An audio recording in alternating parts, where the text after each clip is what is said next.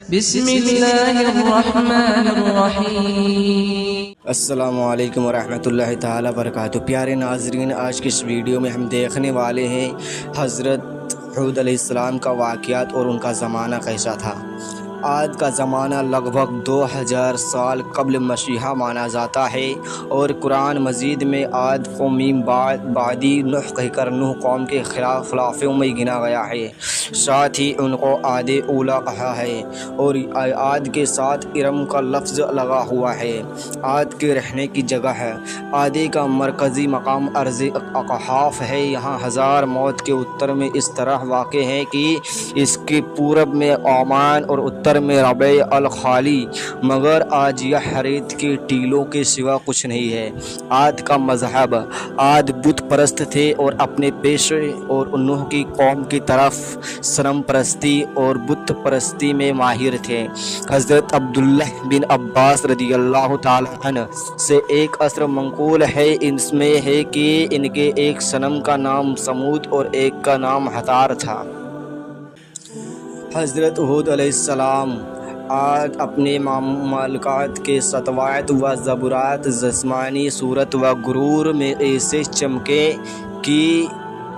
انہوں نے ایک اللہ کو بالکل بھلا دیا اور اپنے ہاتھوں کے بنائے ہوئے بتوں کو اپنا معبود مان کر ہر قسم کے شیطانی اعمال بے خوف کرنے لگے۔ تب اللہ تعالیٰ نے انہی میں سے ایک پیغمبر حضرت ہود علیہ السلام کو بھیجا۔ حضرت ہود علیہ السلام عاد کے سب سے زیادہ عزت دار شاخہ خلود کے ایک فرد وقت تھے۔ اسلام کی تبلیغ، انہوں نے اپنی قوم کو اللہ کے توحید اور اس کی عبادت کی طرف دعوت دی اور لوگوں پر ظلم و زور کرنے سے منع فرمایا، مگر عاد نے ایک نہ مانی۔ ان کو سختی کے ساتھ جھٹلایا اور غرور اور گھمنڈ کے ساتھ کہنے لگے، ہم میں سے زیادہ کون ہے قوت میں آگے؟ حمیم سجدہ 41۔ آج دنیا میں ہم سے زیادہ شوکت و جبروت کا کون مالک ہے؟ مگر حضرت ہود علیہ السلام لگاتار اسلام کی تبلیغ میں لگے رہے۔ وہ اپنی قوم کو اللہ کے عذاب سے ڈراتے رہے اور غرور و سرکشی کے نتیجوں کو بتا کر نوح کی قوم کو واقعوں یاد دلائے اور کبھی ارشاد فرماتے، اے قوم، اپنی جسمانی طاقت اور حکومت کے زبردست ہونے پر گھمنڈ نہ کر، بلکہ اللہ کا شکر ادا کر کہ اس نے تجھ کو یہ دولت بخشی۔ نوح قوم کی تباہی کے بعد زمین پر تجھ کو مالک بنایا، خوش ایسے فریق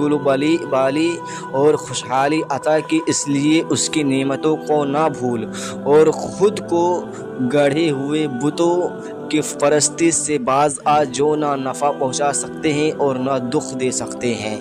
موت و زندگی، نفع نقصان سب ایک اللہ ہی کے ہاتھ میں ہے۔ اے قوم کے لوگوں، مانا کہ تم سرکشی اور اس کی نافرمانی میں مبتلا رہے ہو، مگر آج بھی اگر توبہ کر لو اور باز آ جاؤ تو اس کی رحمت پھیلی ہوئی ہے اور توبہ کا دروازہ بند نہیں ہوا ہے۔ اس میں مغفرت چاہو وہ بخش دے گا، اس کی طرف رجوع اور آؤ جاؤ معاف کر دے گا اور مال و عزت میں سرفرازی بخشے گا۔ آج کو حضرت ہود علیہ السلام کی یہ نصیحتیں بہت گائی گزرتی تھی اور وہ یہ نہیں کہہ سکتے تھے کہ ان کے خیالوں، ان کے عقیدوں اور ان کے کاموں غرض یا کہ ان کے ارادوں میں کوئی آدمی رکاوٹیں پیدا کرے۔ ان کے لیے مہربان نصیحت کرنے والا بنے، اس لیے اب انہوں نے یہ رویہ اپنایا کہ حضرت ہود علیہ السلام کا مذاق اڑایا، ان کو بے وقوف سمجھا اور ان کی معصومیت بھری حق والی سچائی کو، تمام یقینوں، دلیلوں اور مثالوں کو جھٹلانا شروع کر دیا اور کہنے لگے، اے ہود، تو ہمارے پاس ایک دلیل بھی نہ لایا اور تیرے کہنے پہ ہم اپنے خداؤں کو چھوڑنے والے نہیں اور نہ ہم تجھ پر ایمان لانے والے ہیں۔ اور ہم اس ڈھونگ اور اپنے آنے والے نہیں کہ تجھ کو خدا کا رسول مان لے اور اپنے خداؤں کا عبادت چھوڑ کر یہ یقیناً کر لے کہ یہ بڑے خدا کے سامنے ہمارے سرفراسی نہیں ہوں گے۔ حضرت ہود علیہ السلام نے ان سے کہا کہ نہ میں بے وقوف ہوں اور نہ پاگل، بلا شبہ اللہ کا رسول اور پیغمبر ہوں۔ اللہ اپنے بندوں کی ہدایت کے لیے بے وقوف کا منتخب نہیں کیا کرتا، اس کا نقصان اس کے نفع سے بڑھ جائے اور ہدایت کی جگہ گمراہی آ جائے، وہ اس زوردار خدمت کے لیے اپنے بندوں میں سے ایسی آدمی کو چنتا ہے جو ہر طرح سے اس کا اہل اور حق کی اصل خدمت کو خوشی کے ساتھ انجام دیتا ہے۔ اور اللہ خوب جاننے والا ہے کہ رسالت کے اپنے منصب کو کس جگہ رکھے، مگر قوم کو سرکشی اور مخالفت بڑھتی رہی اور ان پر سورج سے زیادہ روشن دلیلوں اور نصیحتوں کا ذرا بھی اثر نہ پڑا، اور حضرت ہود علیہ السلام کو ذلیل کرنے والوں اور جھٹلانے پر اور زیادہ اتر آئے، اور الیاذ باللہ مجنون اور خابتی کہہ کر اور زیادہ مذاق اڑانے لگے اور کہنے لگے، اے ہود، جب سے تو نے ہمارے بتوں کو برا کہنا اور ہم کو ان کی عبادت نہ کرنے پر ابھارنا شروع کیا ہے، ہم دیکھتے ہیں کہ اس وقت سے تیرا حال خراب ہو گیا ہے اور ہمارے خداؤں کی بددعا سے تو پاگل اور مجنون ہو گیا ہے، تو اب ہم اس کے علاوہ تجھ کو اور کیا سمجھے۔ ان کی اسی گستاخی بھری ضرورت اور ہمت سے یہ خیال ہو چلا تھا کہ اب کوئی آدمی ہود علیہ السلام کی طرف دھیان نہ دے گا اور ان کی باتوں کو توجہ سے نہ سنے گا۔ حضرت ہود علیہ السلام نے یہ سب کچھ نہایت صبر اور ضبط سے سنا۔ کافر ان سے یوں بولے، میں اللہ اور تم سب کو گواہ بنا کر سب سے پہلے یہ اعلان کرتا ہوں کہ میں اس عقیدے سے بالکل الگ ہوں کہ ان بتوں میں نہ یا قدرت ہے کہ مجھ کو یا کسی قسم کی بھی کوئی برائیاں پہنچا سکیں۔ اس کے بعد تم کو اور تمہارے ان جھوٹے معبودوں کو چیلنج کرتا ہوں کہ اگر ان میں ایسی قدرت ہے تو وہ مجھ کو نقصان پہنچانے میں جلدی سے کوئی قدم اٹھائے۔ میں اپنے اللہ کے فضل و کرم سے عقل رکھنے والا اور سوجھ بوجھ رکھنے والا ہوں، سوچنے سمجھنے کا مالک ہوں اور حکمت اور دانائی کا حامل میں تو صرف اپنے اللہ پر ہی بھروسہ کرتا ہوں اور اسی پر پورا یقین رکھتا ہوں جس کے قبضے میں وہ قدرت اور کائنات کی تمام جانداروں کی پریشانیاں ہیں۔ جو زندگی اور موت کا مالک ہے وہ ضرور میری مدد کرے گا اور ہر نقصان پہنچانے والے کو نقصان سے بچائے رکھے گا۔ آخر حضرت ہود علیہ السلام نے اس کی لگاتار بغاوت اور سرکشی کے خلاف یہ اعلان کر دیا کہ اگر قوم عاد کا یہی رویہ رہا اور حق کے پلٹنے اور منہ پھیرنے کے راویس میں انہوں نے کوئی تبدیلی نہ کی اور میری نصیحتوں کے پورے دل سے نہ سنا، تو میں اگرچہ اپنی ڈالی ذمہ داریوں کے لیے ہر وقت چست اور ہمت رکھنے والا ہوں، مگر ان کے لیے ہلاکت یقینی ہے۔ اللہ بہت جلد ان کو ہلاک کر دے گا اور دوسری قوم کو زمین کا مالک بنا کر ان کی جگہ قائم کر دے گا، اور بلا شبہ وہ اللہ تعالیٰ کے ذرہ برابر بھی نقصان نہیں پہنچا سکتے۔ وہ تو ہر چیز پر قدرت رکھنے والا ہے اور ہر چیز کا حفاظت کرنے والا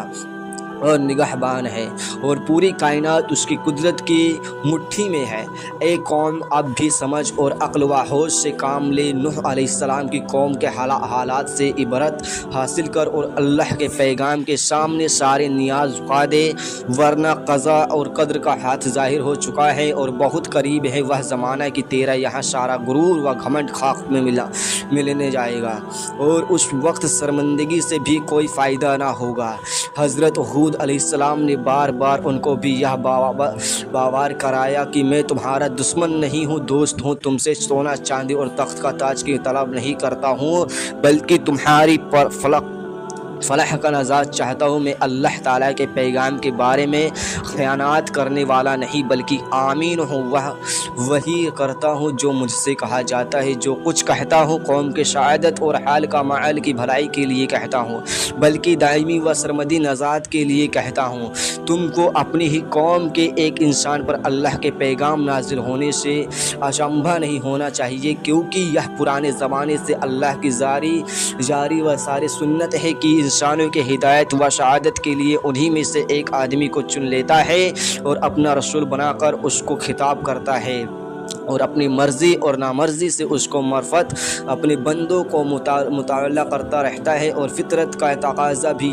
یہی ہے کہ کسی کو قوم رشد و ہدایت کے لیے ایسے آدمی ہی کو چنا جائے جو بول چال میں انہی کی طرف ہو، ان کے اخلاق اور عادتوں کا جانکار ہو، ان کی خصوصی باتوں سے آشنا اور انہی کے ساتھ زندگی گزارتا رہا کہ اسی قوم مانوس اور سختی، اور وہی اس کا صحیح ہادی و مصفقی بن سکتا ہے۔ عاد نے جب یہ سنا تو وہ عجیب حیرت میں پڑ گیا، ان کی سمجھ میں نہ آیا کہ ایک اللہ کی عبادت کا مطلب کیا ہے۔ وہ غم و غصہ میں آ گئے کہ کسی طرح ہم باپ دادا کے اصنام پرستی، مورتی پوجا کو چھوڑ دیں۔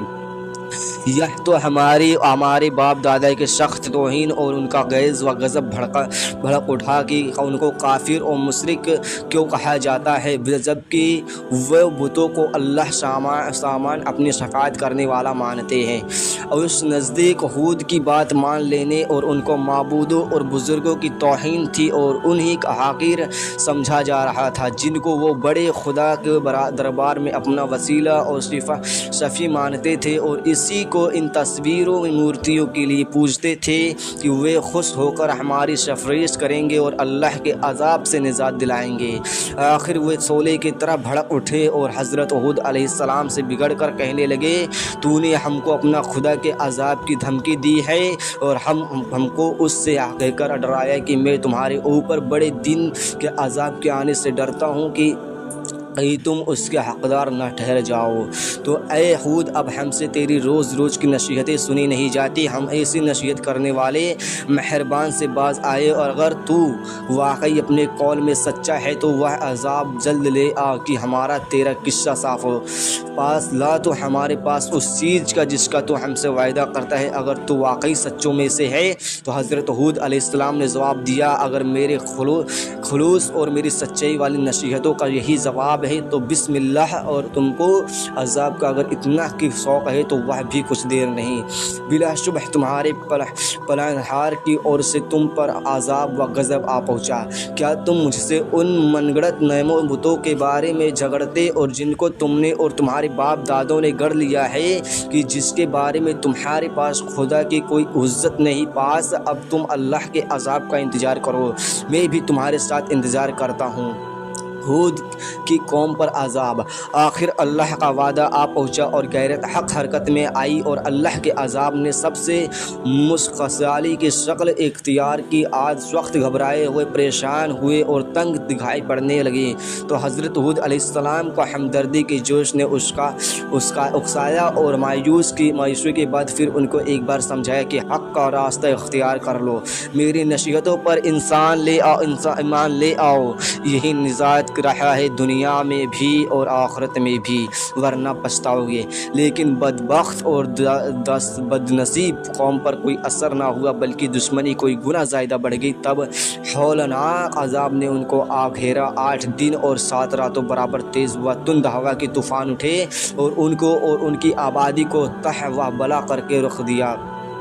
تنومند اور ہیکل انسان جو اپنے جسمانی طاقتوں کے گھمنڈ میں سرمست اور سرکش بنے ہوئے تھے، اسی طرح بے حس و حرکت پڑے نظر آتے تھے۔ جس طرح آندھی سے بھری بھرکم پیڑ بے جان ہو کر گرتا ہے، غرض ان کی ہستی کی نیست و نابود کر دیا گیا تاکہ آنے والی نسلوں کے لیے عبارت بنے، اور دنیا اور آخرت کے لعنت اور عذاب ان پر مسلط کر دیا گیا کہ اسی کے حقدار تھے حضرت ہود علیہ السلام اور ان کے مخلص اسلام کے ماننے والے ساتھی اللہ کے رحمت اور نعمت میں اللہ کے عذاب سے محفوظ رہیں اور سرکش قوم کے سرکشی اور بغاوت سے بچے رہیں۔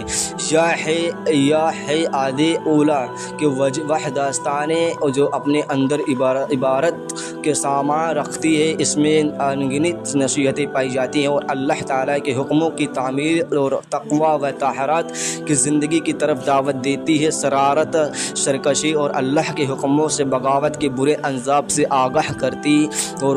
واقعی خوشیسی اور گھمنڈ کر کے نتیجے کے بدبختی پر مذاق اڑانے سے ڈرتی اور باز رکھتی۔ ہود علیہ السلام کی وفات۔ حضرت علی رضی اللہ تعالیٰ عنہ سے ایک اثر نقل کیا جاتا ہے کہ حضرت ہود علیہ السلام کی قبر حضر موت میں کثیف احمر لال ٹیلا پر ہے اور اس کے سرحنے جہاں کا پیڑ کھڑا ہے۔ دوسری روایتوں کے مقابلے میں یہی روایت صحیح اور معقول معلوم ہوتی ہے کہ عاد کی بستیاں حضر موت کا قریب تھی اور ان کی عاد کی تباہی کے بعد قریب ہی کی بستیوں میں حضرت ہود علیہ السلام نے قیام فرمایا ہوگا اور وہیں وفات ہو گئی ہوگی۔ کچھ عبارتیں اللہ کے نیک بندوں جب کسی کا بھلا چاہتے اور ٹیڑھوں کو ٹیڑھ کے سیدھا کرنے کے لیے نصیحت فرماتے تو بروں اور ذلیلوں کے کامنگی مذاق اڑانے فبتے کسنے چھوٹا بنائے رکھنے کی پرواہ نہیں کرتے۔ دکھی اور رنجیدہ ہو کر یا ناراض ہو کر بھلا چاہنے اور نصیحت کرنے والے نہیں چھوڑتے، اور ان تمام خصوصیتوں میں نمایاں بات یہ ہوتی ہے کہ وہ اپنی اسی نصیحت اور بھلا چاہنے کے لیے قوم سے کسی نفع کی امید اور یا خواہش ذرا سے نہیں رکھتے۔ ان کی زندگی بدلہ اور عوض سے پوری طرح اور برتر ہوتی ہے۔ اپنے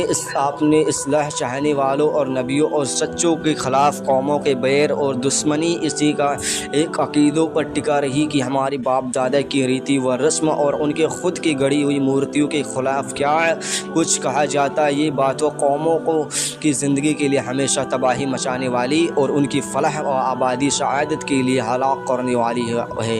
تبلیغ و حق کے پیغام کے راستے میں بادی کا بدلہ نیکی سے دیا جائے اور کڑو وحد کا جواب میٹھے بول سے پورا کیا جائے۔ البتہ تبلیغ کرنے والے اپنی بد کردار اور لگاتار سرکشی پر اللہ تعالیٰ کے بنائے ہوئے قانون جزائے عمل یا پاداش عمل کو ضرور یاد دلائیں۔ آنے والے برے انجام کا یقیناً تباہی کرے اور یہ سچائی برابر سامنے لائے کہ جب کوئی قوم اجتماعی سرکشی، ظلم اور بغاوت پہ تیار ہو جاتی ہے اور اس پر برابر اصرار کرتی رہتی ہے تو پھر اللہ تعالیٰ کا غضب اس کو شفاع عالم سے مٹا دیتا ہے اور اس کی جگہ دوسری قوم لے آتی ہے۔ حضرت ہود علیہ السلام اور عاد قوم کا ذکر قرآن میں سورہ اعراف، حد اور شعراء میں آیا ہے، جبکہ عاد قوم کا ذکر اعراف، ہود، مومنون، شعراء، فصلت، احقاف، عزیریت، القمر اور الحقہ میں ہوا ہے۔ السلام علیکم ورحمۃ اللہ وبرکاتہ۔